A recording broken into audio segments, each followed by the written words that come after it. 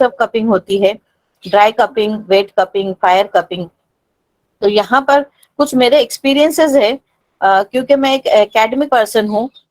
College में मैं associate professor की पोस्ट पर हूँ डिपार्टमेंट ऑफ फिजियोलॉजी में। तो मेरे पब्लिकेशंस के लिए मैं केस स्टडीज लेती हूँ और उन केस स्टडीज को I try to publish in different journal.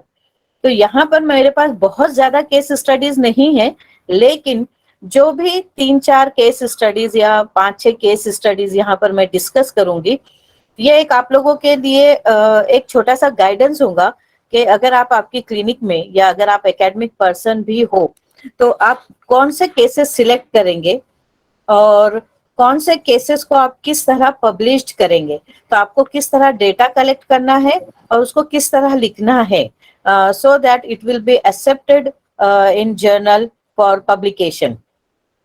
यहाँ पर सबसे इंटरेस्टिंग जो केस स्टडीज है, it is about the breast abscess. लेकिन ब्रेस्ट एब्सेस या दूसरी केस स्टडीज आप लोगों से शेयर करने से पहले मैं ये चाहूंगी कि हम लोगों को सिलेक्शन ऑफ पेशेंट सही से आना चाहिए और कौन से पेशेंट को हमने सिलेक्ट करना चाहिए। Cupping therapy, whether it is dry cupping, fire cupping, or wet cupping, the most you can say promising result you will get in cases of musculoskeletal disorder। तो जितने भी मस्कुलोस्केलेटल डिसऑर्डर है, अगर हम सर से शुरू करते हैं तो हम शुरुआत करेंगे अगर समझो सर्वाइकल स्पॉन्डिलोसिस की, क्योंकि हमारे पास जो पेशेंट आते हैं क्लिनिक में भी, जो लोग प्रैक्टिशनर्स है वो मेरी बात से इत्तेफाक करेंगे कि cervical spondylosis, upper back pain, frozen shoulder, tennis elbow, knee pain, sciatica, low back ache, heel pain and ankle pain या प्लांटर फेशियाटिस, इस तरह के जो पेशेंट्स आते हैं ये हमारी क्लिनिक में ज्यादा आते हैं और ये मस्कुलोस्केलेटल डिसऑर्डर से रिलेटेड है। तो ऐसे मस्कुलोस्केलेटल डिसऑर्डर्स में अगर आप डायरेक्ट हिजामा करते हो तो you won't get that much result. क्यों? क्योंकि मसल्स जो होते हैं वो बहुत स्टिफ होते हैं और इतने स्टिफ मसल्स में अगर आप हिजामा करोगे तो पेशेंट को और ज्यादा तकलीफ होगी। So what is my experience says about it, that we should first call the patient for 3 to 5 days for massage therapy, and after massage therapy we should be doing a dry cupping, dry moving cupping, and by doing dry moving cupping the muscles stiffness or the soreness of the muscle, it goes away, and then the dry cupping, it causes lymphatic drainage as well as it improves the blood circulation to the area. And then after 3 days of massage therapy and dry cupping therapy, if we do hijama at the trigger point or at the most tender point of the muscles, then definitely we will get good results. One more important thing is that hijama is not the only therapy, because what happened in your clinic, the patient walks in and he said ke I am having backache and doctor please do hijama। ऐसे बहुत सारे patient आते हैं और ये कहते हैं कि घुटने में दर्द है, शोल्डर में दर्द है, पीठ में दर्द है और डॉक्टर साहब आप हिजामा कर दो। So always discourage such type of therapy and this type of practice.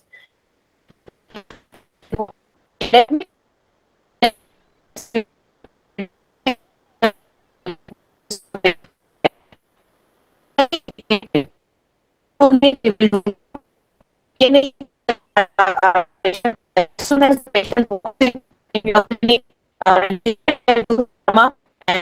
start doing hijama. So it is not a clinic should not be a massage parlor or a hijama or center only. Being a doctor, we should first assess the patient. We should first take proper history of the patient, and then he. Okay, my voice is breaking.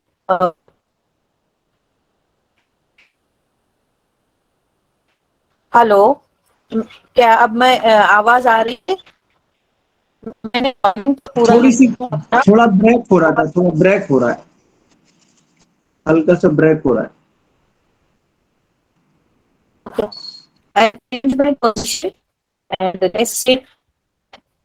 तो इसलिए हमको इस आपके practice को हमेशा discourage करना है, आप पेशेंट को एजुकेट कीजिए कि क्या आपकी कंडीशन में आपको रियली कपिंग थेरेपी की जरूरत है या कपिंग और मसाज की जरूरत है, और कपिंग और मसाज के साथ हमको कुछ मेडिसिन भी देनी है. In certain diseases, of course, if only if the patient is having just a muscular pain, the patient doesn't need any medicine.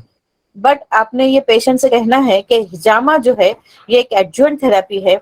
It is not the only therapy, and with that only hijama or only the weight cupping or fire cupping you are going to get the results. So it is always an adjunct therapy. You have to combine with other modalities. आपको कुछ medicines भी देने होंगे if it really requires, और उसके साथ अगर आप मसाज थेरेपी भी ऐड करते हो, so definitely you will get very good results. So to begin with, as I said, a very interesting case study of about breast abscess. तो ये केस स्टडीज मैं आप लोगों से शेयर करना चाहूंगी.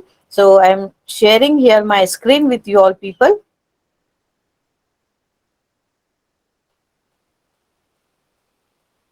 Yes, ma'am, you are visible.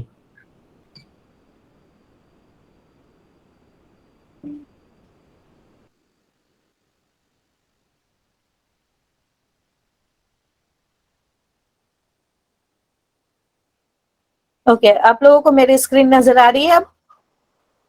Ji ma'am, नजर आ रही.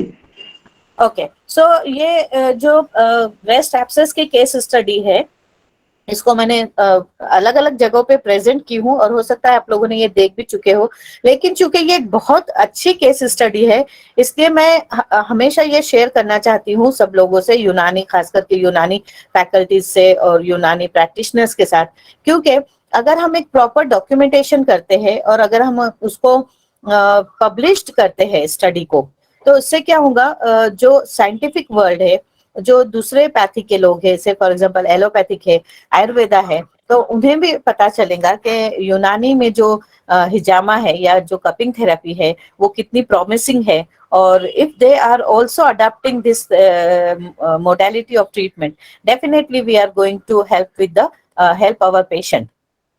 सो यहाँ पर आप देखेंगे मैंने ये इसके हेडिंग दी हूँ, रोल ऑफ यूनानी modalities, that is herbal medicine, cupping therapy and raw papaya paste dressing in the management of recurrent breast abscess, which is a case study. So first of all, what is a breast abscess? A breast abscess is a localized collection of pus in the breast tissue. Primary breast abscess developed when mastitis or cellulitis does not respond to antibiotic treatment. तो ये breast abscess के patient हमारे पास कब आते हैं? जब कभी भी किसी लेडी को मेस्टाइटिस होता है या सेलुलाइटिस होता है और वो एंटीबायोटिक लेने के बाद भी वो रिस्पॉन्ड नहीं करते हैं दिस मेस्टाइटिस और cellulitis. So and you can say because of antibiotic resistance the mastitis और the cellulitis turn into breast abscess. So breast abscess is a surgical emergency. It is an acute painful condition that may cause breast destruction. Now, the incidence of the breast abscess, it is not so that you won't come across a breast abscess patient. Usually, you will get breast abscess patient, and usually these ladies they go to lady doctors or lady Unani physicians, or especially usually they go to a surgeon because it is a surgical, you can say, emergency. So, what is the incidence of breast abscess? It is 0.1% in breastfeeding, uncommon, but it is not so because what happened, जो भी breastfeeding ladies होती है, बच्चा जो होता है अगर breast पर, lactating breast पर अगर सर से जोर से push करता है या hit करता है, तो उसके नतीजे में क्या होता है, mastitis होता है या सेलुलाइटिस होता है, और अगर उसका प्रॉपर इलाज ना किया जाए तो it will turn into breast abscess. So 30% among women with antibiotic treated mastitis.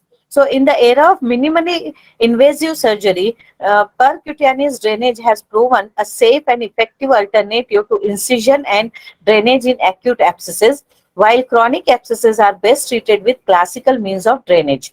तो यहाँ पर सर्जिकली अगर हम देखें तो दो तरह के लाइन ऑफ ट्रीटमेंट दिए जाते हैं.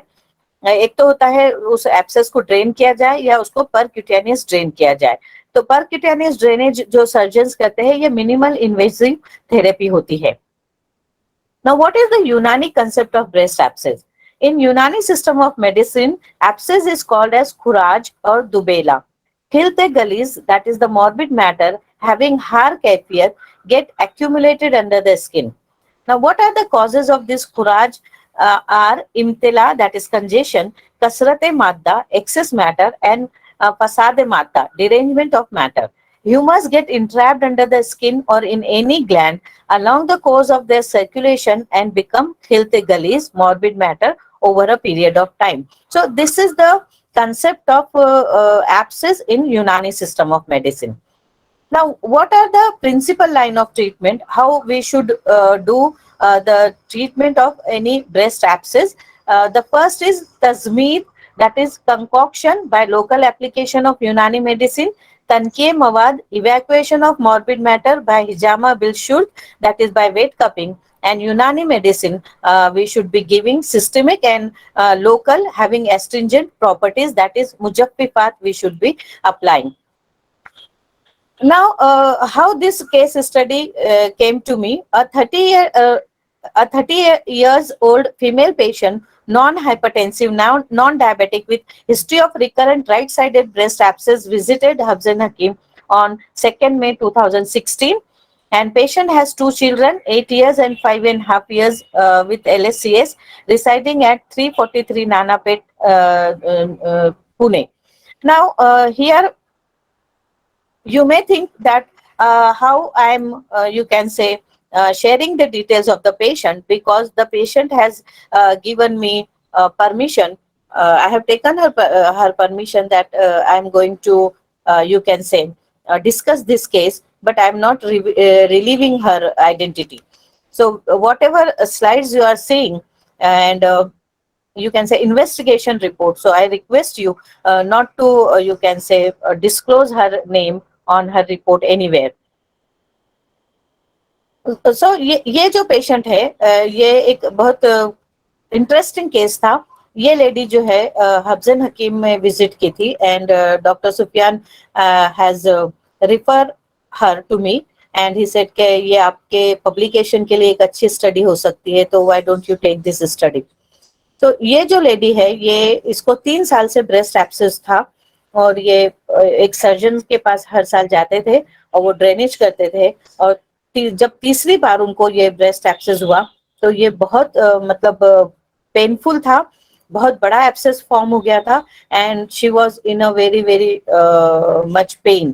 तो देन वो बेजार हो गई थी कि हर साल मैं जाती हूँ सर्जन के पास और ड्रेनेज कराती हूँ, IND करते हैं, और फिर बहुत दिनों तक मेडिसिन भी लेना पड़ती है. तो शी थॉट कि why not I should try with यूनानी medicine.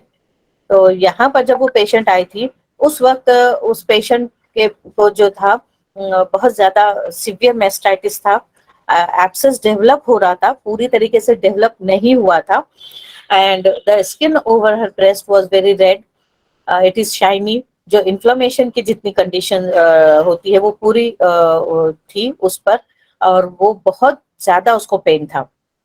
So what I said her, you should take the history of diabetes कि पेशेंट डायबिटिक है या नहीं, क्योंकि अगर अनकंट्रोल्ड डायबिटीज होगा या बहुत हाई ब्लड शुगर होगी, तब भी जो है पेशेंट को आपको शुगर लेवल भी कंट्रोल करना है, अदरवाइज हीलिंग प्रोसेस में परेशानी हो सकती है.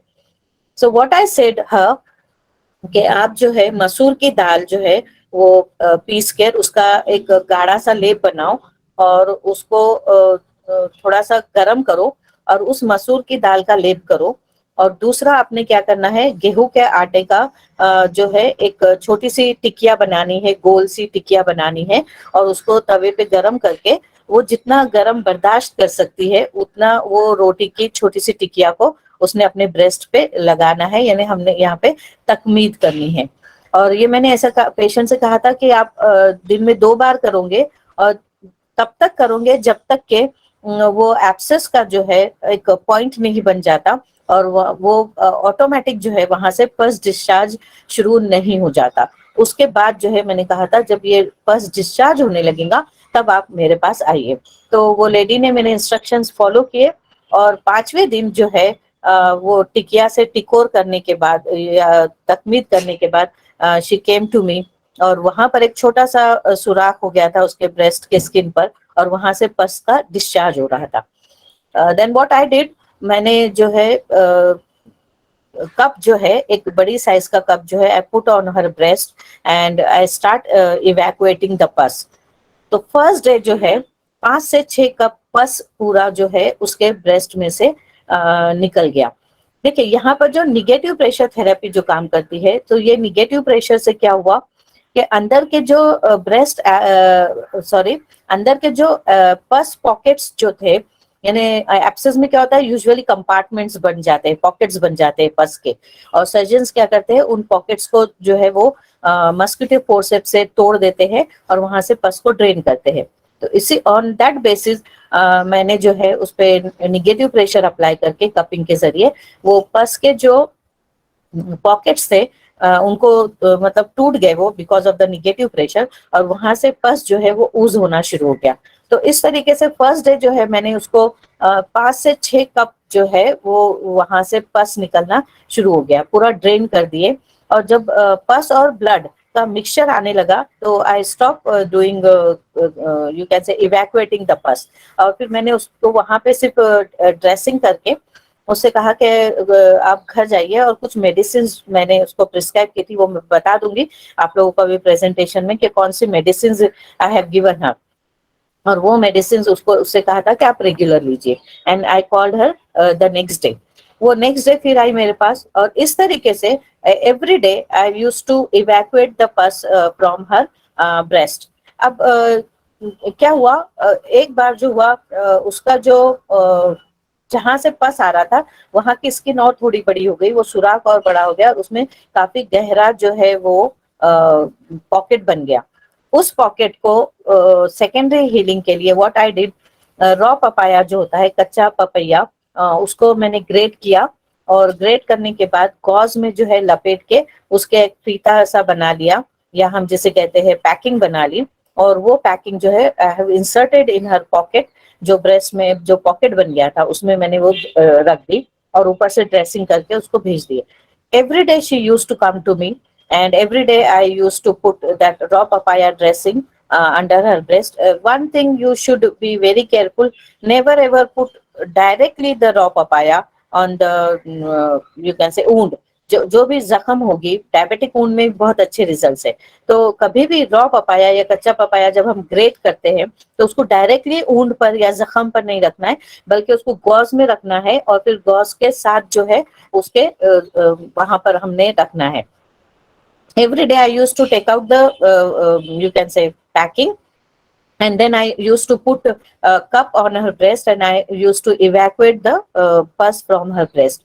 आहिस्ता आहिस्ता करके जो है वो फीते की जो लंबाई थी वो कम होते गई। इसका मतलब there is a secondary healing, and because of secondary healing the ऊन की जो डेप्थ है वो कम होते गई। उसके अलावा जो पस का जो क्वांटिटी थी या जो मिकदार थी वो भी कम होते गई। ओके, और इस तरीके से she use to come to me. तो अभी मैं आप लोगों को वापस से प्रेजेंटेशन की तरफ लेकर चलती हूँ, and I will show you the presentation. So case history, physical examination and local examination. First episode of breast abscess started in August 2014. IND was done on 28 October 2014. Second episode started on 16th April 2015. Again IND was done. Third episode started on 19th April 2016. Patient visited on 2nd May 2016 to Hafzan Hakim. On general examination, her pulse was 98 per minute, BP was 144, 98 mm of Hg, her weight was 70 kg. Local examination, right side breast red, hot and tender and hard, left side breast was normal. Investigation, her hemoglobin was 13.1 gram, total leukocyte count was 13,000 per cubic mm, and her USG breast, which was done on 2014, it shows liquefied abscess in right breast. Developing abscess in right breast, no liquefaction, no other abnormality detected when she has done her sonography on 2015. FNAC test was done suggest excision with abscess wall biopsy to rule out any specific pathology, and this FNAC test was done in 2015. Histopathology report chronic mastitis with microabscess formation associated with acute fat necrosis, and it was done in 2015. Pus specimen shows no AFB. यहाँ पे हमको हमेशा breast abscess के लिए AFB करना है to rule out any tubercular infection. Unani modalities, cupping therapy was done on 10th May 2016. The abscess was evacuated and drained by cupping therapy. Maximum quantity of pus was evacuated and packing of raw papaya paste was kept inside the wound. Cupping therapy was continued for 15 days. Raw papaya paste dressing was continued till the complete healing. Oral herbal medicines were prescribed: capsule Mepsil, capsule Humay Jadid, Habbe Musaffi Khun 2 BD, each medicine. Livton syrup 15 ml BD and Sufufe Kishnizi 1 teaspoon BD, they have given for 15 days. Patient is observed for 50 days. 50 days. No side effects and secondary infection were observed during the whole duration of treatment. Follow-up was done every 3 months. The patient visited the clinic. General physical and local examination of breast abscess were carried out at each visit. No side effects and secondary infection were observed during each visit. Then again 2017, this treatment was given in 2016. Hello. Hello, screen नहीं दिख रहा है. Okay, मैं वापस से share कर रही हूँ.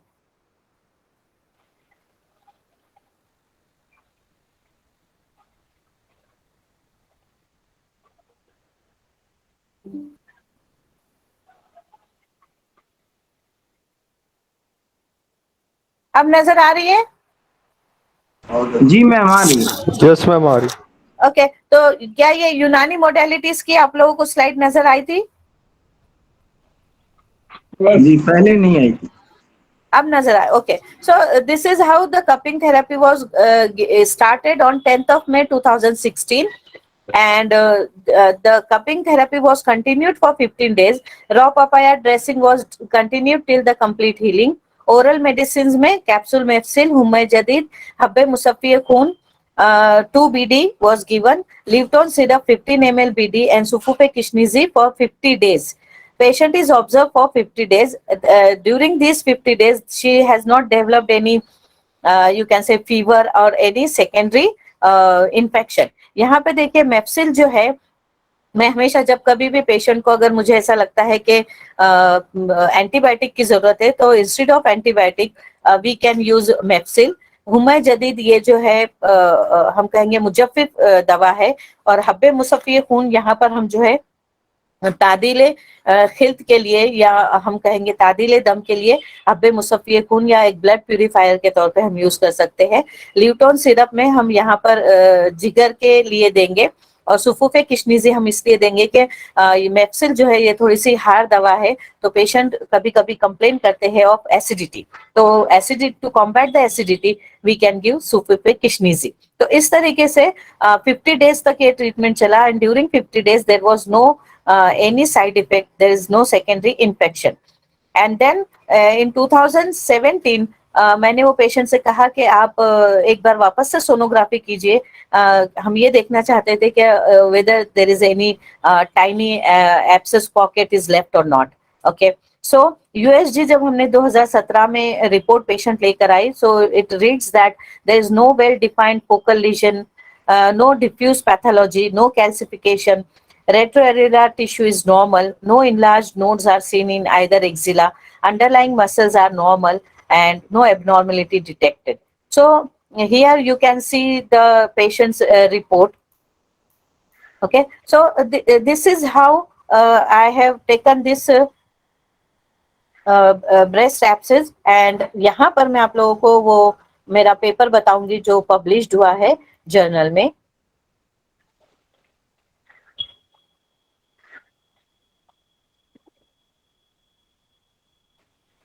Just give me 1 minute.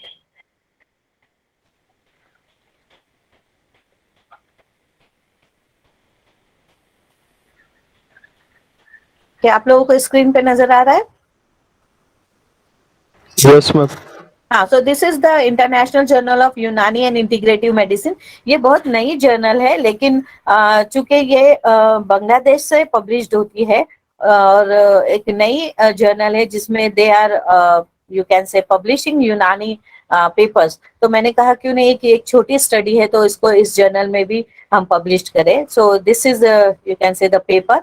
यहाँ पर एक इम्पोर्टेंट चीज आपको मैं बता दूं कि ये पेपर लिखने में डॉक्टर रुचिका कौल घानेकर जो मेरी को इन्वेस्टिगेटर है, हम लोग एक लिवर कैंसर पर एंड यूट्राइन कैंसर पे, यूट्राइन सर्वाइकल कैंसर पे मेरा एक प्रोजेक्ट चल रहा है जो मिनिस्ट्री ऑफ आयुष से फंडेड है। 70 lakhs of rupees government has funded us uterine cervical cancer पे। और जो मैंने बताया doctor Ruchika Kaul Ghanekar, she is a cancer cell line scientist, इनके साथ मेरा प्रोजेक्ट चल रहा है। तो उन्होंने ये पेपर लिखने में मुझे मदद की है। तो यहाँ पर मैं आप लोगों से एक चीज इसलिए भी शेयर करना चाह रही हूँ कि ये पेपर में जो मोड ऑफ एक्शन है, यानी हमारे पेपर एक्सेप्ट क्यों नहीं होते कि किस किस लेवल पर हमारी दवा ने काम किया, and what is the mode of you can से not mode of treatment, what is the mode of action of that drug. तो वो इम्पोर्टेंट होता है लिखना। तो ये पेपर मैं आप लोगों से शेयर करूंगी। मैं अलाउद्दीन सर के, या हम कहेंगे हम ग्रुप पर भी मैं ये पेपर अपलोड कर दूंगी और आप लोग इसको पढ़ सकते हैं कि यहाँ पर हमको डिस्कशन में जो है mode of action of drug लिखना जरूरी होता है। आप लोगों को सरप्राइज होगा कि negative pressure therapy for wound healing, ये बहुत सालों से चाइनीज लोग जो है इसे अडॉप्ट करते हैं। And I have got one paper on negative pressure therapy on wound healing, और वो पेपर से कुछ मदद लेके मैंने मोड ऑफ एक्शन जो है यहाँ पर लिखी हूँ about the cupping therapy, how cupping therapy help in wound healing. तो इस पेपर को आप लोग जरूर पढ़िए। तो जब भी कभी भी आपके पास कोई इंटरेस्टिंग केस स्टडी आएंगी तो आप इसको पढ़ सकते हो और इससे आपको काफी मदद मिलेंगी। So I hope you will find it interesting. और ये एक केस स्टडी थी। अब दूसरी केस स्टडी की तरफ हम चलते हैं, और दूसरी केस स्टडी जो है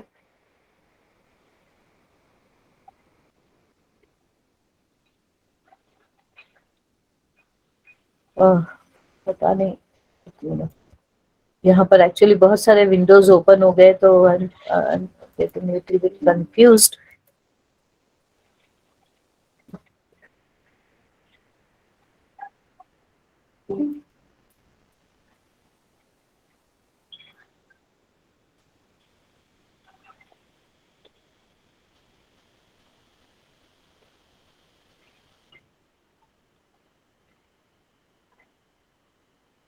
ये बार बार डिस्कनेक्ट हो रहा है।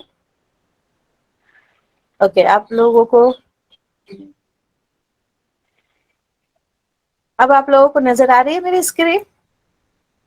जी मैम, आ रही है। Okay, now the second study is about type 2 diabetes mellitus, और ये case study have presented in Istanbul, Turkey में एक कॉन्फ्रेंस हुई थी इस्तांबुल में। हेलो हेलो, जी मैम। Yes ma'am. आपको सुनाई दे रहा है? हाँ मैम, Yes, सुनाई दे। ओके, तो ये टाइप 2 डायबिटीज मेलाइटस की जो केस स्टडी है I have presented in Istanbul. Istanbul में जो first time international cupping therapy की कॉन्फ्रेंस हुई थी, वहां पर ये केस स्टडी मैंने प्रेजेंट की थी। और ये पेशेंट जो है she is still with me, और उनकी डायबिटीज जो है बहुत कंट्रोल में है। तो जो नए लोग हैं या जो नए प्रैक्टिस शुरू किए हैं, ये मैं उनके लिए कह रही हूँ कि पेशेंट जो है अगर डायबिटीज का पेशेंट है, टाइप 2 डायबिटीज मेलाइटस, और अगर आप उनको कहेंगे कि आप हिजामा कीजिए, इससे आपके ब्लड शुगर लेवल कंट्रोल में होंगे, तो वो बहुत डर जाते हैं कि नहीं डायबिटिक है हम, और अगर हम कपिंग थेरेपी करेंगे तो इन्फेक्शन हो जाएगा। इन्फेक्शन होने के चांसेस है अगर हम स्ट्रिक्ट एसेप्टिक प्रिकॉशंस ना ले तो। अगर हम एक बहुत स्ट्रिक्ट एसेप्टिक प्रिकॉशंस लेते हैं, हम हर चीज डिस्पोजेबल इस्तेमाल करते हैं, और हम एथिकली गाइडलाइंस फॉलो करते हुए अगर हम हिजामा करते हैं, तो you will get wonderful result with type 2 diabetes mellitus. और ये टाइप 2 डायबिटीज मेलाइटस पे अगेन मैंने एक छोटी सी रिसर्च की हूँ विथ डॉक्टर कल्पना जोशी, जिनके साथ मेरा एक और रिसर्च प्रोजेक्ट है, और वो मेरा रिसर्च प्रोजेक्ट था about the genetic analysis of मिजाज। तो ये जो मेरा प्रोजेक्ट है, इसमें first time ever genetic basis provide की गई है मिजाज को, और ये मुझे मिनिस्ट्री ऑफ आयुष ने इसके लिए भी 30 लाख रुपीज दिए थे, और ये मेरा पेपर पब्लिश्ड हो गया है। Soon I am going to, you can say, upload this paper on various group. तो आप लोग ये पढ़ सकते हैं कि मिजाज जो है ये कोई हवा की बात नहीं है, उसका एक जेनेटिक बेस है। तो जो डॉक्टर कल्पना जोशी जो है, शी इज अगेन साइंटिस्ट, और जब मैंने उनसे कहा था कि हम कपिंग थेरेपी करते हैं इन डायबिटीज मेलाइटस और हमें बहुत अच्छे रिजल्ट मिलते हैं, इवन HbA1c भी कंट्रोल होता है विथ हिजामा, that is wet cupping therapy.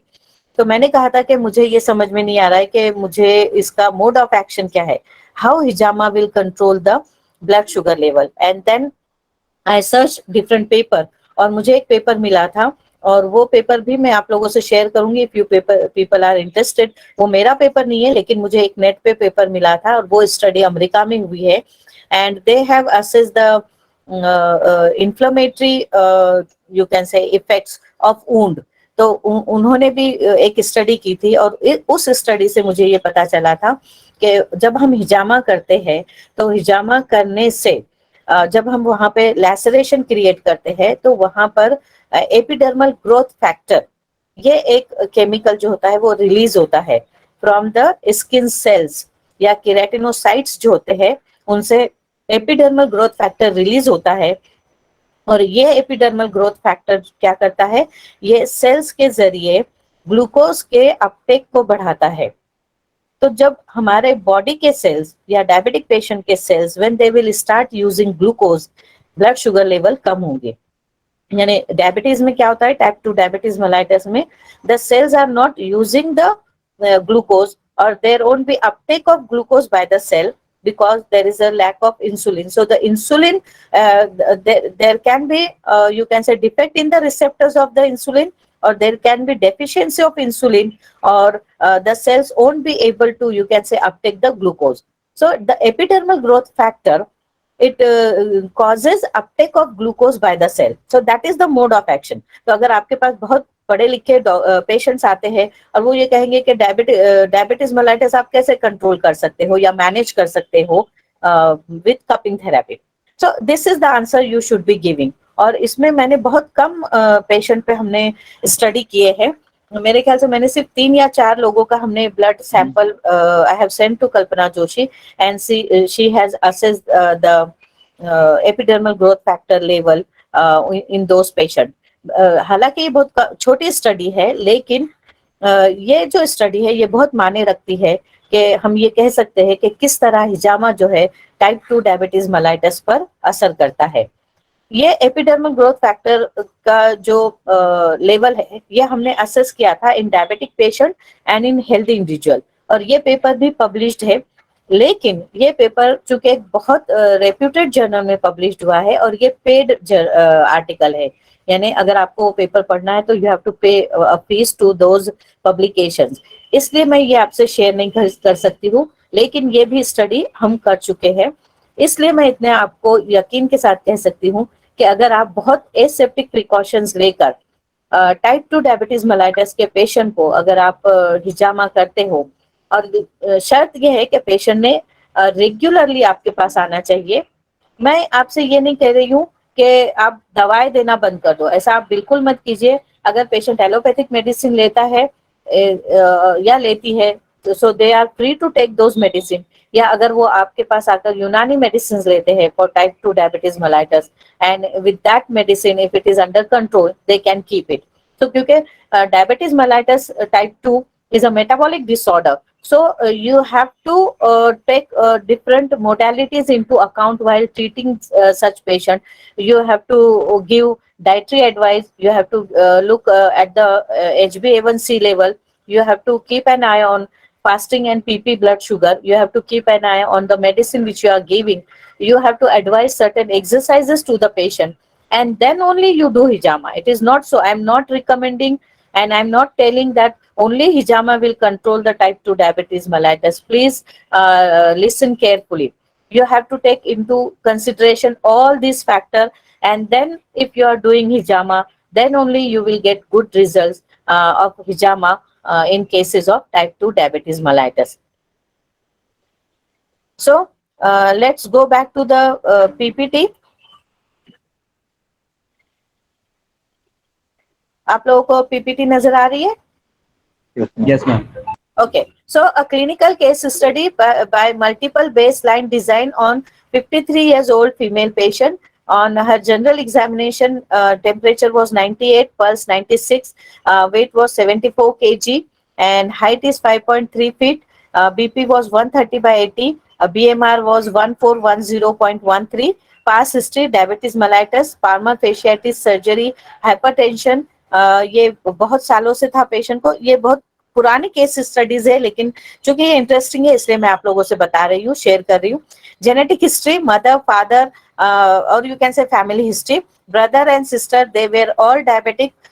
Children, no children is a diabetic patient. Systemic examination: respiratory, cardiovascular, per abdomen was normal. Central nervous system: signs of diabetic neuropathy was there. Unani treatment: alteration of diet and restriction of diet. Exercise in the form of brisk walk for 20 minutes per day was recommended. Hijama weight cupping was done as per the Nuller dates, that is on 17th, 19th or 21st of every month. Drug therapy, since we have given Hermes Pharmaceuticals medicine, so यहाँ पे ये इल्जाम नहीं लगना चाहिए कि you can say branding any particular brand. So this is how I have done hijama to that patient every month. And as I said, this is a very old case study. So I have started doing hijama on 2010. So November, December, then January 2011, March 11, May 11, June 11, July, and 16 September 2011. And the points I have given is on those points, that is on the kidney area. Okay, and Unani formulation I have given sulfofexabetes and cursizabinil, and these are, you can say, the major content, that is Magza Jamun and Gurmar Booty, and the doses were 5 gram BD and 2 BD, 2 tablet BD. The patient was on previously on tablet glycomet 500 milligram twice a day, tablet Dionil 500 milligram twice a day. She was taking, and tablet amlopress was taken for her as an anti-hypertensive medicine. यहाँ पर आपको ये इसके before treatment and after treatment, जब वो before treatment आए थे तो उनकी 400 तक fast PP blood sugar level थी, and then gradually it start decline. Then hypoglycemic effect of Unani drug, यहाँ पर आप देखेंगे ये 250 and 300 था, and after treatment it has come to 90 and 120. So this is how fasting and postprandial effect on every visit we can see यहाँ पे.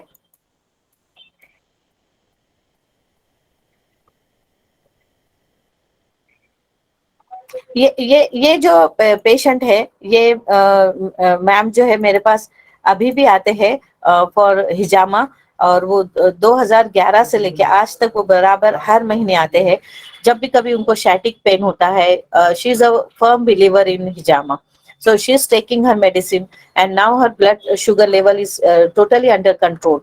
And she said that she has stopped all her allopathic medicine, and now she has stopped even taking Unani medicine. She is just taking, she said कि अभी मैं फिलहाल सिर्फ जामुन का powder लेती हूँ 1 चम्मच सुबह में, और उससे उनकी ब्लड शुगर लेवल कंट्रोल है. The one thing is that वो, as I said, she is a firm believer in hijama. She regularly comes to me for her hijama sessions. Okay, so this is the case. Another case study.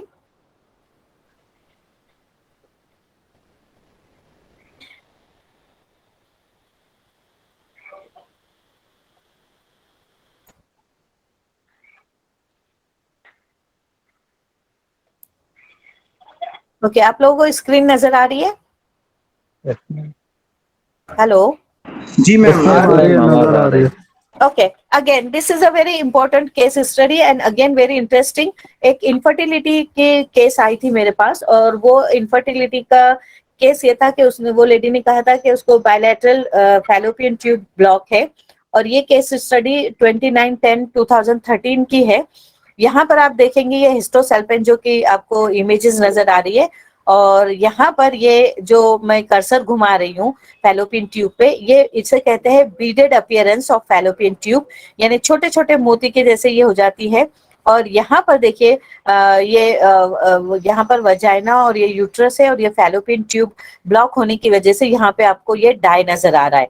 Okay, तो ये जो lady थी infertility के लिए आई थी और इन्होंने हमें अपना हिस्टोसैल्पिन जी की ये रिपोर्ट बताए थे। तो यहाँ पर आप देख सकते हैं no evidence of spillage of contrast bilaterally suggestive of tubal block, क्योंकि पेरिटोनियल कैविटी में कोई भी डाई नहीं नजर आ रहा है तो इसका मतलब है यहाँ पे ये ट्यूब ब्लॉक है और यहाँ पर ये डाई ब्लॉक हो गया है।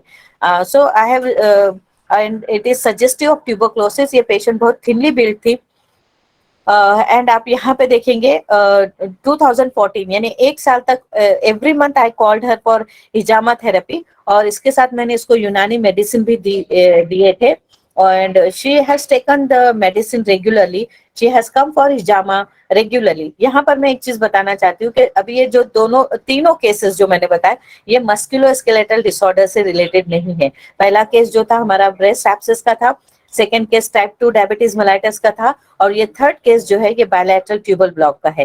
तो इसका मतलब है कि हिजामा के लिए अगर आप सही केसेस सिलेक्ट करते हो तो आपको डेफिनेटली अच्छे रिजल्ट्स मिलेंगे।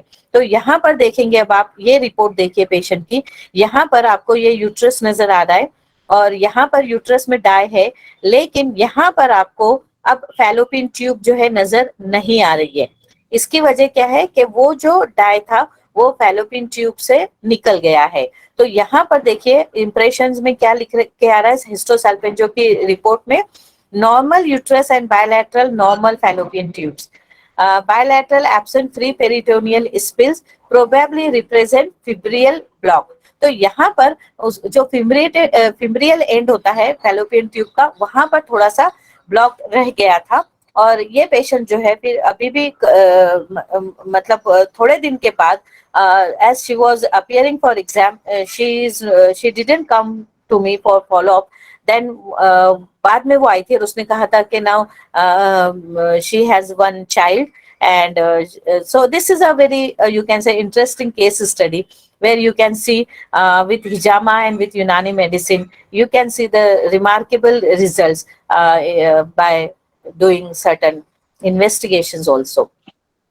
तो यहाँ पर मैंने उनको ये ट्रीटमेंट दिया था।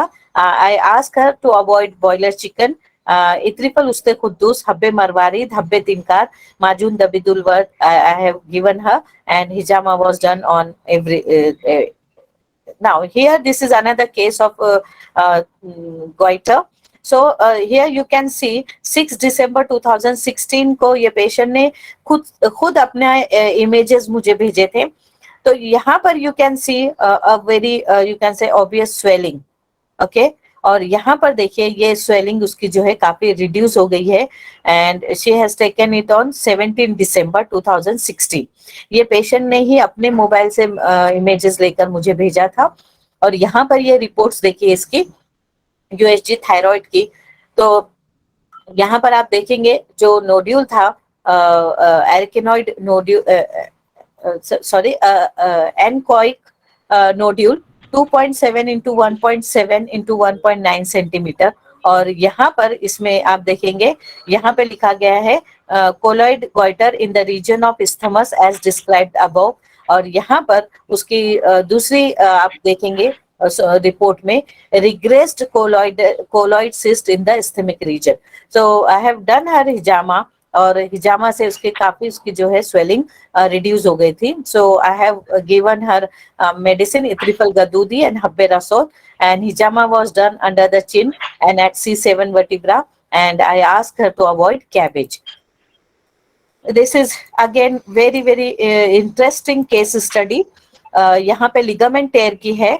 तो मैं आप लोगों को ये बता दूं कि अगर आप लोग लिगामेंट टेयर के या मिनिस्कस टेयर के पेशेंट आपके पास आते हैं तो आप लोग ये पेशेंट भी ले सकते हो हिजामा थेरेपी और यूनानी मेडिसिन के साथ आप इसको सक्सेसफुली ट्रीट कर सकते हो। इसका मैं थोड़ा सा बैकग्राउंड बता दूं ये लड़की का। ये फर्स्ट टाइम मेरे पास आई थी and I have just given her certain medicine.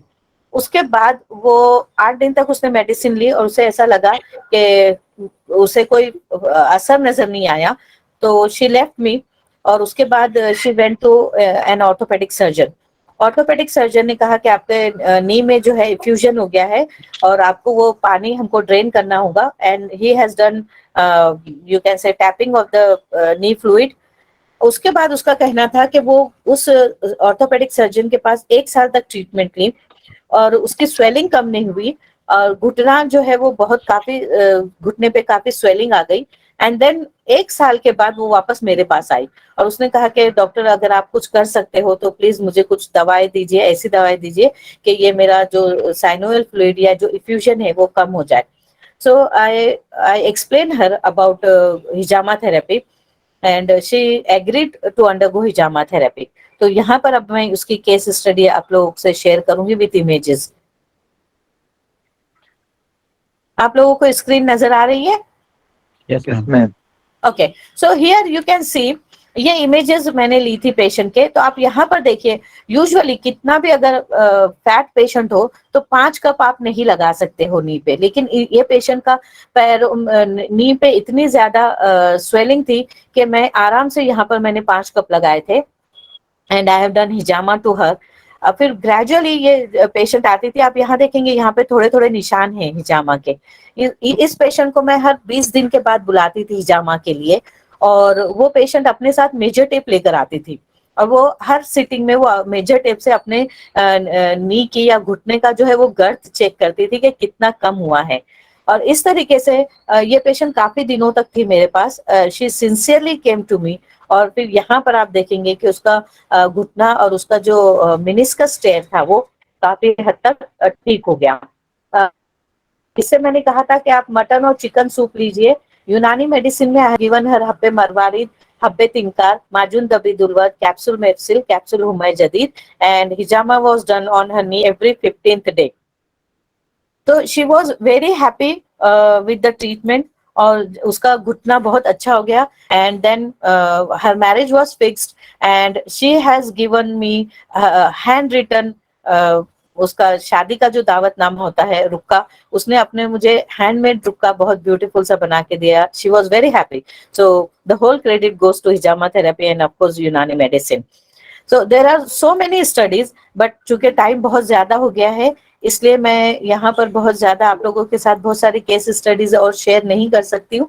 यहाँ पे कुछ ये हम कहेंगे टेस्टिमोनियल्स है पेशेंट के। Again this is again very interesting case study. तो सर अगर आप मुझे इजाजत दे तो ये एक केस स्टडी लास्ट में शेयर कर लूं? जी जी बिल्कुल मैम, बिल्कुल। ओके, तो आप लोगों के पास बहुत सारे पेशेंट आएंगे डीप वेन थ्रोम्बोसिस के। ओके, डीप वेन थ्रोम्बोसिस को हिजामा थोड़ा सा ट्रिकी है। You have to be very careful.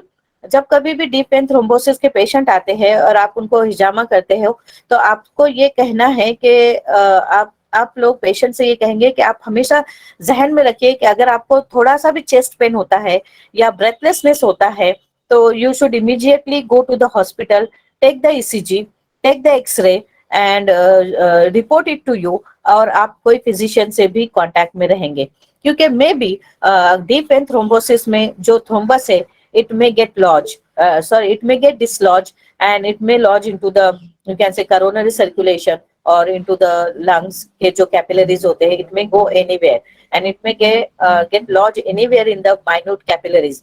तो अगर आप लोगों मतलब अपने आप पे बहुत कॉन्फिडेंस है then only do the take the cases of deep vein thrombosis for हिजामा। इसका लाइन ऑफ ट्रीटमेंट मैंने अलकानून फिर तिब में पढ़ा था and then I have started this treatment with the patient। आप पेशेंट को जरूर बताइए कि ये क्या थेरेपी है और आप ये क्यों कर रहे हैं। You should always inform the patient and then take the consent of the patient and then start the treatment। तो यहाँ पर जो है मैं आप लोगों की ये पेशेंट की जो है कुछ रिपोर्ट्स बताऊंगी। तो यहाँ पर ये बहुत मतलब पुअर सोशियो इकोनॉमिक स्टेटस के पेशेंट थी और ये जो रिपोर्ट्स है ये ससून जनरल हॉस्पिटल की है, जो पूना का सबसे बड़ा जनरल हॉस्पिटल है, गवर्नमेंट हॉस्पिटल है। तो यहाँ पर ये पेशेंट की जो रिपोर्ट है ये 2013 की है। यहाँ पर आप देखेंगे लिखा हुआ है evidence of hyperechoic thrombus is noted in proximal SFV of and all other veins of left leg. CFV, DFV, popliteal, ATV, PTV shows normal lumen and compressibility. लेकिन इम्प्रेशन में क्या लिखा है कि thrombus involving proximal SFV with partial recanalisation. Okay, तो ये इसकी report थी। Then we have started her doing hijama therapy. तो यहाँ पर 6/2/2014 में वापस ये रिपोर्ट है ससून जनरल हॉस्पिटल की ही, chronic thrombosis involving proximal SFV with partial recanalization of lumen of left lower limb. Okay, अब हमने इसको हिजामा रेगुलरली किए और इसके साथ हमने जो है सुफूफे मुंजिज में देती थी, अगेन हर्मस कंपनी का। सुफूफे मुंजिज के लिए मैं ये कहती थी पेशेंट से कि आप 1 चम्मच सुफूफे मुंजिज को 1 कप पानी में पूरी रात भर के लिए भिगो के रखिए और छान कर वो जुलाल पी लेना है, पाउडर फेंक देना है। इसके साथ हब्बे तिनकार और नुस्खे अरेबिया, वो जो मैं कहती थी वो पेशेंट से 15 ml जो है बीडी मॉर्निंग में लेना है, empty stomach. So this is the line of treatment I have given to her along with the hijama. अब आप देखिए यहाँ पे 25/8/2014 को अगेन ससून जनरल हॉस्पिटल की इसकी रिपोर्ट है। There is no evidence of thrombosis noted in bilateral lower limb. There is no evidence of subcutaneous edema noted in bilateral lower limb, and impression no significant abnormalities is seen. So this is how you can say with hijama you can treat the patient of deep vein thrombosis. Ma'am नुस्खा Arabia में क्या है? ये जो सब लोगों को पता है, वो उसमें लहसुन होता है, अदरक होती है, शहद होता है और सिरका होता है, इससे जो बनाते हैं। अलग अलग कंपनीज अलग अलग नाम से जो है मार्केट में अवेलेबल है। तो ये आप पेशेंट से खुद भी कह सकते हैं बनाने के लिए, या चूंकि रेडीमेड भी अवेलेबल है तो ये पेशेंट रेडीमेड भी ले सकता है। So these are the few case studies which I want to share with you all people. मकसद मेरा सिर्फ ये है कि आप करेक्ट पेशेंट सिलेक्ट कीजिए और करेक्ट उसको जो है हिजामा के करेक्ट पॉइंट सिलेक्ट कीजिए एंड डू द हिजामा and definitely we will get good results. तो यहाँ पर मेरा जो एक कहना चाहिए डिस्कशन था, it is over. Doctor Fauzan मेरे ख्याल से कुछ पूछना चाह रहे हैं। मैम अस्सलाम वालेकुम। वालेकुम अस्सलाम जी। मैम मेरा एक सवाल है कि मैं जब भी अक्सर मैंने देखा है कि हिजामा करने के बाद हिजामा करने पर कई बार वो छाले बुल्ला फॉर्मेशन हो जाते हैं। छाले आ जाते हैं? जी जी। कहाँ पर? साइड पर? बैक पर मतलब। हाँ, ये कुछ केसेस में होता है कि कुछ लोगों को ब्लिस्टर फॉर्मेशन होते हैं।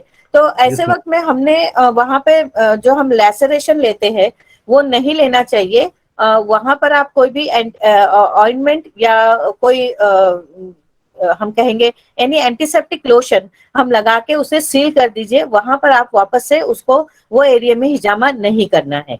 ये और कुछ लोग जो एल्डरली होते हैं अबव 60 या 70 ईयर्स के जो पेशेंट होते हैं, अगर हम उनको हिजामा करेंगे तो उन लोगों में ब्लिस्टर्स आने के चांसेस ज्यादा होते हैं।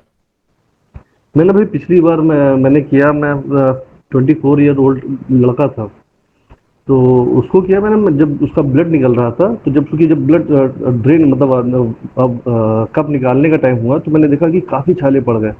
तो मैंने सोचा कि फिर मैं करता क्या, तो मैंने जो उसको प्रिक करके उसका फ्लूइड निकाल दिया।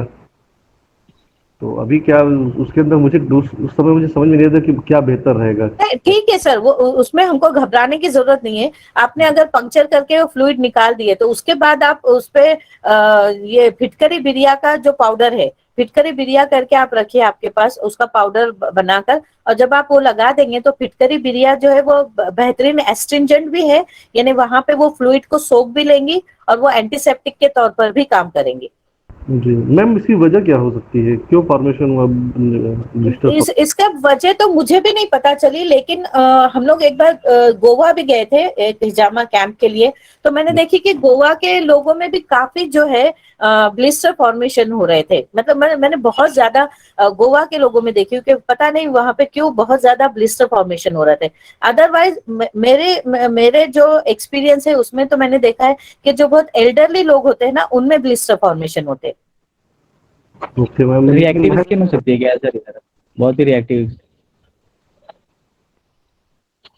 Maybe they may be having any you can say sensitive, very sensitive skin. Mostly madam खुश्की में ज्यादा होता देखा मैडम, ये केसेस स्किन ज्यादा ड्राई होती है ना, तो उस केसेस में ज्यादा नजर आता है ऐसा। हाँ, मैं भी, क्योंकि अभी मैं वो उस पर मैं थोड़ा से और किताबें वगैरह पढ़ रही हूँ और कुछ पेपर्स ढूंढ रही हूँ कि क्या मुझे मतलब कोई पेपर्स से या कुछ किताबों से मिले रीजन के what could be the reason अभी, लेकिन चूंकि मैं इसका बहुत करेक्ट आंसर नहीं दे सकती। अस्सलाम वालेकुम मैम। वालेकुम अस्सलाम। मैम 60 प्लस में नी ऑस्टियोआर्थराइटिस वगैरह और जॉइंट इफ्यूजन के लिए हिजामा कर सकते हैं? यस, हम कर सकते हैं। जॉइंट इफ्यूजन में बहुत अच्छे रिजल्ट्स है, लेकिन उसके साथ आपको मेडिसिन भी देनी होंगी। जी जी, मेडिसिन स्टार्ट करी। मैं एक पेशेंट है 70 ईयर्स है, लेकिन जॉइंट इफ्यूजन ज्यादा है, बर्साइटिस भी है उनको। हम कर सकते हैं मैम, अगर आप कप लगाने के बाद अगर हम बहुत ज्यादा स्ट्रॉन्ग सक्शन ना करें और अगर ब्लिस्टर फॉर्मेशन ना हो तो वी कैन सेफली डू हिजामा। Okay ma'am, thank you. Doctor Fauzan साहब माइक ऑन कर लीजिए प्लीज अपना। जी मैम, सुन पा रही हैं? जी जी। मेरा सवाल है कि ड्यूरिंग हिजामा कुछ पेशेंट बेहोश हो जाते हैं, चक्कर आ जाता है, उसका मैनेजमेंट कैसे करते हैं? हाँ, उसे हम सिंकोपल अटैक कहते हैं। बहुत सिंपल प्रोसीजर है। आपने पेशेंट का कप निकाल देना है, पेशेंट को हेड लो पोजीशन देनी है जी। और पेशेंट को करवट कर लेना है, क्योंकि अगर पेशेंट बेहोश हो गया है या फेंट हो गया है तो उसकी टंग जो है, जबान जो है, ही में फॉल बैक। तो उसके लिए आपको पेशेंट को करवट कर देना है और हेड लो देना है और पैर को उठा देना है और उसकी पल्स पे ध्यान देना है। जब पल्स उसकी फीबल है तो जैसे ही आप हेड लो देंगे और हेड लेग उसके रेस करेंगे तो पेशेंट की पल्स वापस आ जाती है। उसका बीपी बराबर से चेक करना है और उसको पेनफुल स्टिमुलाई देना है, यानी यहाँ पे नाक पे आप उसके पिंच कीजिए या कान पर आप पिंच कीजिए, तो ये पेनफुल स्टिमुलाई से पेशेंट आपको रिस्पॉन्ड करेगा।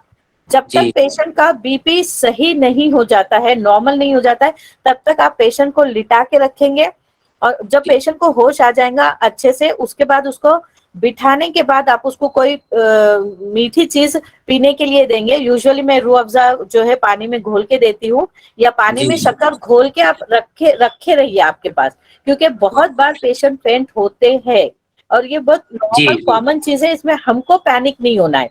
हमने हेड लो देना है, लेग रेस्ट करने हैं, keep an I on pulse, keep an I on BP.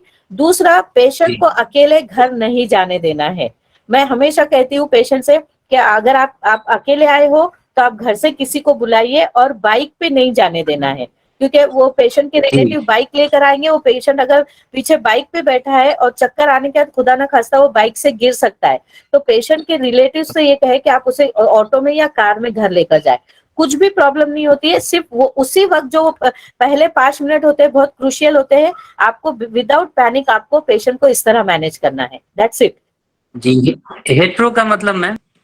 Head लो है ना, उसका सर नीचे होना चाहिए, पैर ऊपर हो जाने चाहिए। अच्छा अच्छा। और ये मैम, हम दरभंगा बिहार से हैं, यहाँ पेशेंट जल्दी हिजामा के लिए तैयार नहीं होते रहते हैं, इसके लिए हम क्या करें? आप पेशेंट को कन्विंस कीजिए सर। जब आप उनको साइंटिफिकली बताएंगे कि ये किस तरीके से आपको असर करेगा और इसके इफेक्ट आपको कितने अच्छे मिलेंगे, तो नेचुरली आहिस्ता आहिस्ता करके पेशेंट कन्विंस होते हैं सर, कोई प्रॉब्लम नहीं आती। जी शुक्रिया। मैम आपकी बुक कैसे ले सकते हैं मैम? एक्चुअली मेरा सेकेंड एडिशन जो था बुक का वो अभी आउट ऑफ स्टॉक हो गया है और मैं कुछ चैप्टर्स उसमें नए ऐड करना चाह रही हूँ बुक में, और उसका मैंने ISBN के लिए अप्लाई की हूँ। तो ISBN आने के लिए कम से कम 2-4 महीने लग जाते हैं। तो जब तक ISBN नहीं आएगा मैं मेरी 3rd एडिशन जो है वो पब्लिश नहीं कर पाऊंगी। So you have to wait for 2-3 months. No problem ma'am, मेरे पास फर्स्ट एडिशन है आपका। I okay, want so to आपके लिए तब तक उसी से काम चला लीजिए। मैम अपडेटेड आपके वर्जन क्लिनिक आएंगे में तो उसमें वाले से कोई काम। मैम अमेजोन पे हिजामा अवेलेबल सीखने रहेंगे? के लिए, एक्सपीरियंस हासिल करने के लिए? अमेजोन पे नहीं, अभी मैं मेरी जो न्यू एडिशन आएगा इंशाल्लाह वो फ्लिपकार्ट पे अवेलेबल होंगे। इंशाल्लाह मैम, थैंक यू मैम। अच्छा जी अस्सलाम मैम, वालेकुम मैडम। आपकी क्लिनिक में कोई हिजामा कोर्स के लिए आ गए सीखने के लिए, तो उसके लिए कोई टाइम टेबल है या कुछ? सर वो मेरी क्लिनिक नहीं है, आप पहले तो ये करेक्ट कर लीजिए, वो डॉक्टर सुफियान और डॉक्टर अजमल की क्लिनिक है, अफजल हकीम। तो मैं आपको उनका नंबर दे दूंगी, आप उनसे बात कर लीजिए इस बारे में। अच्छा अच्छा, ठीक ठीक, शुक्रिया। जी अस्सलाम वालेकुम मैडम। वालेकुम अस्सलाम जी। हाँ मैडम, एक केस है, avascular necrosis of femoral head. She is aged about 32 years. तो इसके लिए हम क्या हिजामा कर सकते हैं मैडम? यस, मेरे पास फ्यू केसेस मैंने ली थी ये स्टडी के लिए, और ये कॉमन है फीमोरल नेक्रोसिस का। तो यहाँ पर हमको हिजामा जो है वो सैक्रम पे करना है, और ग्लूटियल रीजन के अगर हम मतलब बटक को अगर हम 4 हिस्सों में डिवाइड कर देंगे, तो जो लैटरल क्वाड्रेंट होगा ऊपर वाला हिस्सा, यानी बटक गोल है, अगर हम उसको 4 हिस्सों में डिवाइड कर देंगे तो लैटरल अपर क्वाड्रेंट पे हमको करना है, सैक्रम पे करना है, और उसके साथ जो ब्लड सर्कुलेशन बढ़ा दे ऐसे मेडिसिन हमको देनी है। लेकिन ये केसेस अगेन पेशेंट को बहुत पेशेंस होना चाहिए। पेशेंट में अगर सब्र है तो आप पहले ही उनसे कहिए कि आपको काफी दिनों तक इलाज के लिए आना पड़ेगा। मेडिसिन जैसे हम क्या दे सकते हैं मैडम ब्लड सर्कुलेशन बढ़ाने के लिए? उसमें ब्लड सर्कुलेशन बढ़ाने के लिए तो मैंने तो यूजुअल पहले फर्स्ट उन लोगों के लिए मैंने हब्बे तिंगार वगैरह स्टार्ट की थी, हब्बे मरवारिद स्टार्ट की थी, और ब्लड थिनर के तौर पे जो नुस्खा अरेबिया है जिसे कहते हैं, या हम लोगों के डॉक्टर सुफियान के यहाँ जो अवेलेबल है वो जीवॉन करके नाम है उसका, तो हम वो दे सकते हैं। जी मैडम, जी ओके, जज़ाकल्लाह मैडम। अस्सलाम वालेकुम मैम। हेलो। वालेकुम अस्सलाम। मैम, मेरी मदर है, 55 ईयर्स हैं, वो डायबिटिक हैं, ऑन इंसुलिन पे है।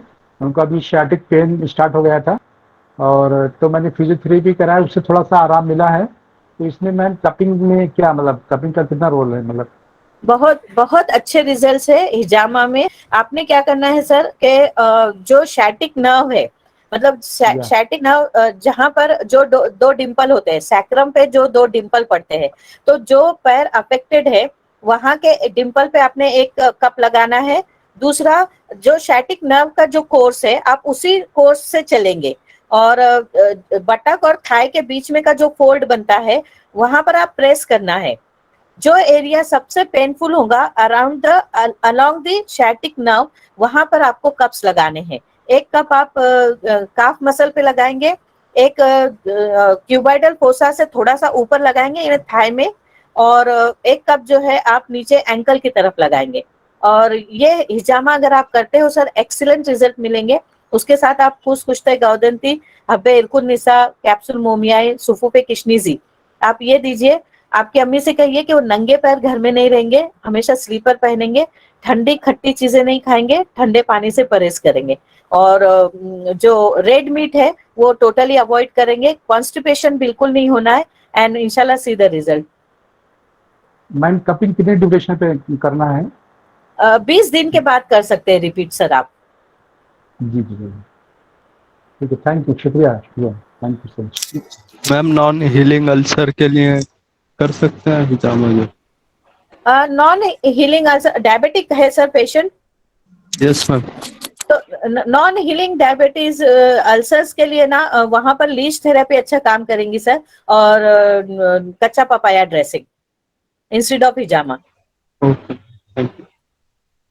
और मैम अगर जैसे नॉन डायबिटिक हुआ पेशेंट फिर उसमें भी यही पपाया हीलिंग और ये लीच थेरेपी कर यस, सकते हैं? पपाया ड्रेसिंग, पपाया में जो पैपेन करके जो सब्सटेंस होता है ना, वो क्या करता है, वहां पे ग्रेनुलेशन टिश्यू फॉर्म करता है और वो अकाल सिफत भी रखता है। तो वहां पे जो डेड टिश्यू रहेंगे वो उनको रिमूव करेगा और हेल्दी ग्रेनुलेशन टिश्यू फॉर्मेशन में मदद करता है सर। तो मैम और सेल्यूलाइटिस, सबसे पहले हमको डायबिटीज कंट्रोल करनी है उसी। मैम सेल्यूलाइटिस के लिए भी कर सकते हैं फिर? सेलुलाइटिस में पहले थोड़ा सा सेलुलाइटिस कम हो जाना चाहिए, नहीं तो वो क्या हो जाएगा, इंसल्ट टू इंजुरी हो जाएगा। जी। पपाया को ऐसे ग्रेट कर लें, फाइनली ग्रेट कर लें। हाँ, जो ग्रेटर होता है ना, हाँ, ग्रेटर होता है। किससे कहते हैं हम महाराष्ट्र में, हम लोग तो उसे किसनी बोलते हैं, इंग्लिश में उसे ग्रेटर कहते हैं। तो कच्चा पपाया का उसको ग्रेट करना है, वो जो पल्प होगा उसको लपेट लेना है गॉज में, 2-3 तह होनी चाहिए गॉज की, एंड क्लीन द वुंड।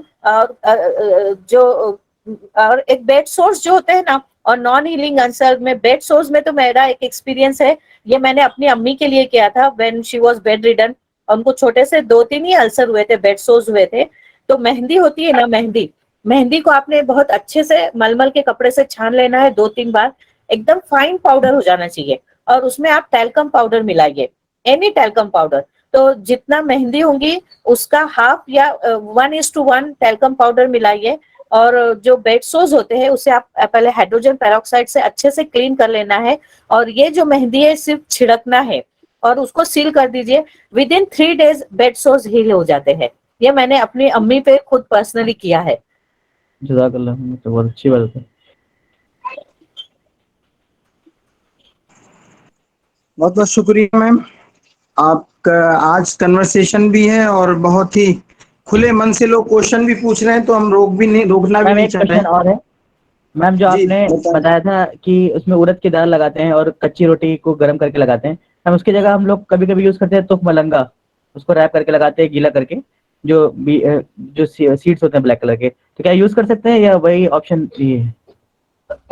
नहीं, वो यूज कर सकते हैं। देखिए, ये तो मैंने अलकानून फिर तिब में जो लाइन ऑफ ट्रीटमेंट था वो फॉलो किया था। अगर आपको तुख में मलंगा से अच्छे रिजल्ट मिलते हैं, यू कैन कंटिन्यू। और आप एग्जैक्टली हमको बताइए कैसे करते हैं, तो अगर नेक्स्ट टाइम कोई ऐसा केस आता है तो आई ट्राई। मैम उसमें बहुत आसान भी होता है, तुख मलंगा के बीज को थोड़ा सा भिगो लेते हैं और उसको जो किसी गौद में लपेट करके वुंड पे रख देते हैं, कभी कभी 24 आवर्स में रिजल्ट मिलता है, वो जख्म को पका करके फौरन ही पास आउट कर देता है। Okay, I try. मैम वालेकुम अस्सलाम। मैं बीटी लिगो के बारे में पूछना चाह रहा था। किस बारे में? बीटी लिगो लिकोडर्मा सफेद दाग। एक्चुअली सर, मैंने ल्यूकोडर्मा के कोई केस ली नहीं हूँ अभी हिजामा के लिए। मेरा मेन फोकस जो है वो diabetes mellitus and musculoskeletal disorder है। तो अभी फिलहाल मैं सिर्फ उसी पे मतलब मैं फोकस कर रही हूँ। अस्सलाम वालेकुम मैम। वालेकुम अस्सलाम। जी, हमारे वालिद साहब हैं, 70 इयर्स हैं and he is pacemaker है उनको, एंड ऑस्टियोआर्थराइटिस है severe and is not able to walk properly without support. तो उन्हें क्या ट्रीटमेंट दे सकते हैं? पेन वगैरह बहुत ज्यादा रहता है, बहुत सारा ट्रीटमेंट हो चुका है, तो नी रिप्लेसमेंट वो करवाना नहीं चाहते। नहीं, नी रिप्लेसमेंट की तो जरूरत ही नहीं है। देखिए, जैसे मतलब मैं हमेशा अजमल से भी डिस्कस करती हूँ। यूजुअली नी पेन जो होता है ना, 99% इज बिकॉज ऑफ टेंडिनाइटिस। जी। तो टेंडिनाइटिस अगर है तो उसकी वजह से नी पेन होता है पेशेंट को। आप आपका मैम ये माइक ये कर दीजिए, ऑफ कर दीजिए, इको हो रही है साउंड मेरी। हाँ, तो मैं ये कह रही थी कि अगर आपके अब्बू को नी पेन है तो पहले आप असेस कीजिए कि नी पेन किस वजह से है। यूजुअली ऑस्टियोआर्थराइटिस उन लोग हर पेशेंट को लेबल कर देते हैं, और एज के साथ थोड़ा सा ऑस्टियोआर्थराइटिस होता ही है, या ऑस्टियोपोरोसिस होता है आई शुड से। तो आप उनको ये असेस कीजिए कि उनको टेंडिनाइटिस है क्या। अगर उनको टेंडिनाइटिस है, क्वाड्रिसेप के जो टेंडन्स होते हैं वो वहां पर उस एरिया में अगर पेन है तो इट इज टेंडिनाइटिस। तो टेंडिनाइटिस का बेस्ट इलाज जो है वो एक्सरसाइज है। आप उनको एक्सरसाइज कीजिए, आप उनके vitamin D, calcium level and B complex level assess कीजिए, क्योंकि मोस्ट ऑफ द टाइम क्या होता है ओल्ड एज में जो है कैल्शियम लेवल कम हो जाती है, विटामिन डी लेवल कम हो जाती है, और उसके वजह से भी मसल स्टिफनेस होता है और पेशेंट को ये लगता है कि उनके नी में कोई खराबी है। तो अगर किसी वक्त आप मुझे पर्सनल व्हाट्सएप पे कॉल कीजिए और वीडियो कॉल करेंगे हम, और मैं आपके अब्बू से बात करूंगी और मैं आपसे कहूंगी कि how you should assess his knee, और फिर मैं आपको बताऊंगी कि एग्जैक्टली हमें क्या करना चाहिए। जज़ाकल्लाह ma'am, thank you.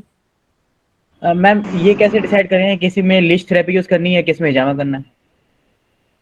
Yes, usually ये मेरा एक्सपीरियंस है कि मैं लीच थेरेपी जो है वो स्किन डिजीजेस में करती हूँ, लेकिन मैं बहुत कम लीच थेरेपी रिकमेंड करती हूँ।